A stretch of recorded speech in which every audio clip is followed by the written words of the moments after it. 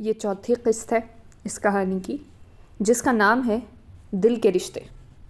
इसको लिखा है इकरा एस अहमद ने और मैंने ये कहानी ली है महकता आंचल नाम की मैगज़ीन के सितंबर 2009 के इशू से।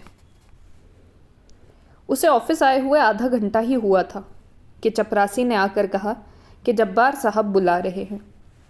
जब्बार साहब के कैबिन का दरवाज़ा आहिस्ता से नॉक करके वो अंदर चली गई, जहाँ जब्बार साहब के अलावा और कोई भी मौजूद था। आओ बैठो, मैं तुम्हारा ही इंतज़ार कर रहा था, जब्बार साहब ने मुस्कुराते हुए कहा तो वो उस अजनबी के साथ वाली कुर्सी पर जा बैठी। इनसे मिलिए, ये है मिस मुअत्तर जिनका मैं अभी आपसे जिक्र कर रहा था, और मुअत्तर ये हैं इमकान शिराजी। कॉफ्टन के करीब ही इनका फ्लैट है जिसे ये इंटीरियर करवाना चाहते हैं और मैंने तुम्हारा नाम रेकमेंड किया है। जब्बार साहब ने बाकायदा तारुफ करवाया तो उसने उनकी तरफ देखा, वो भी उसे ही देख रहा था। सर मैं आई, मुअत्तर ने खड़े होते हुए कहा। श्योर मिस्टर इमकान, आप मुअत्तर के साथ जाकर डिस्कस कर लें, जब्बार साहब ने कहा तो वो भी उठ गया। वो दोनों आगे पीछे चलते हुए दरवाजे तक पहुँचे। मुअत्तर ने दरवाज़ा खोला तो जब्बार साहब ने उसे पुकार लिया, मुअत्तर 1 मिनट। आप चलिए, मैं आती हूँ, मुअत्तर ने कहा तो वो आगे बढ़ गया और ख़ुद वापस जब्बार साहब के सामने जा खड़ी हुई। मुअत्तर, इमकान मेरे बहुत अच्छे दोस्त के ज़रिए से आया है, काम ऐसा हो कि शिकायत का मौका ना मिले।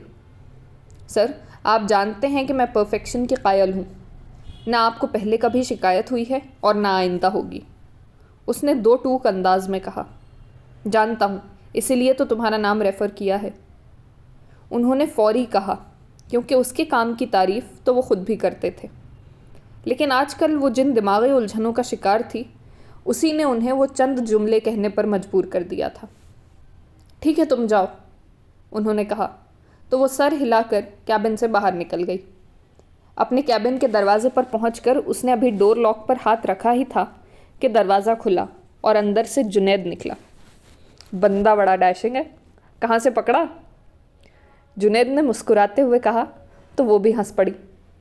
पिछले 3 सालों से वो दोनों हर प्रोजेक्ट पर साथ ही काम करते थे, इसीलिए इन दोनों की आपस में बहुत बनती थी। इस सवाल का जवाब जब्बार साहब ही दे सकते हैं, और जहाँ तक डैशिंग होने का सवाल है तो तुम्हें तो अपने अलावा हर बंदा डैशिंग लगता है। अच्छे खासे कॉम्प्लेक्स का शिकार हो तुम। कॉम्प्लेक्स ना हो तो क्या हो, इस ऑफिस में ज़्यादा तादाद मंगनीशुदा लोगों की है और जो रह गई हैं उनमें से तो आधी नो लिफ्ट का बोर्ड लगाए फिरती हैं और बाकी आधी ने बेस्ट फ्रेंड बनाकर आगे फुल स्टॉप लगा दिया है। हैं कितनों ने तुम्हें बेस्ट फ्रेंड बना लिया है? तुम्हारी बात कर रहा हूँ, एक तुम्हें ही भुगत लूँ तो बहुत है, उसने मुँह बनाया। अच्छा बहुत बकवास कर ली, 2 कप कॉफ़ी भिजवाओ मेरे कैबिन में और चलने की तैयारी करो, वो कहकर कैबिन में चली गई। सॉरी आपको वेट करना पड़ा, मुअत्तर ने कुर्सी पर बैठते हुए कहा। इट्स ओके, वैसे भी इंतज़ार का अपना मज़ा होता है, और अगर वो इंतज़ार किसी खूबसूरत लड़की का हो तो।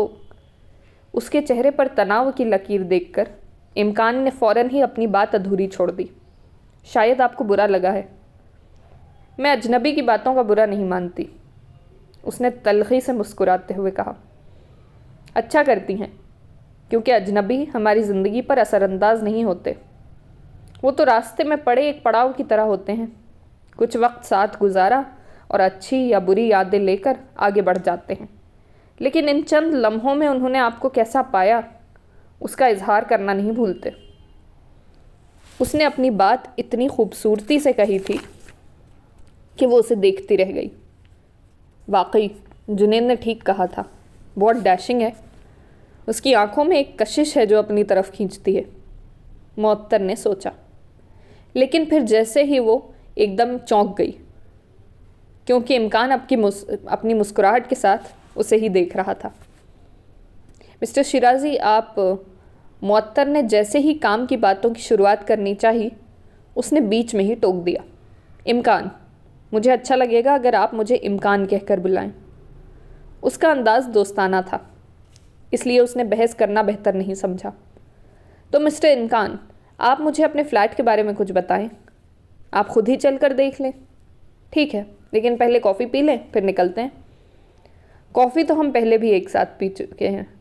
हाँ, ये और बात है, उस वक्त हम सिर्फ अजनबी थे। मुअत्तर ने हैरत से उसकी तरफ देखा था। आपको यकीन नहीं आ रहा ना?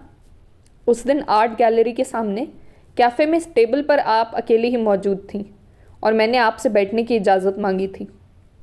इमकान ने उसे याद दिलाने की कोशिश की, लेकिन बहुत सोचने पर भी इमकान का चेहरा उसे याद नहीं आया। और वैसे भी उस दिन वो जिस कैफियत का शिकार थी, उसे तो अपना होश नहीं था, तो कुछ और क्या याद होता। हो सकता है आप जो कह रहे हों वो ही सच हो, लेकिन मुझे याद नहीं। It's okay. वैसे भी अजनबी चेहरों को याद रखना ज़रूरी नहीं होता, लेकिन आपका चेहरा हरगिज़ ऐसा नहीं है जिसे मैं भूल सकता। उसने मुस्कुराते हुए कहा तो वो सोच में डूब गई। उसे अपनी खूबसूरती का अच्छी तरह एहसास था, इसीलिए लोगों की तारीफ़ को वो सिर्फ कॉम्प्लीमेंट के तौर पर ही लेती थी। लेकिन उसने भी एक हद से ज़्यादा किसी को आगे बढ़ने नहीं दिया। लेकिन उस इंसान का अंदाज़, उसकी पर्सनालिटी सामने वालों पर छा जाने वाली थी।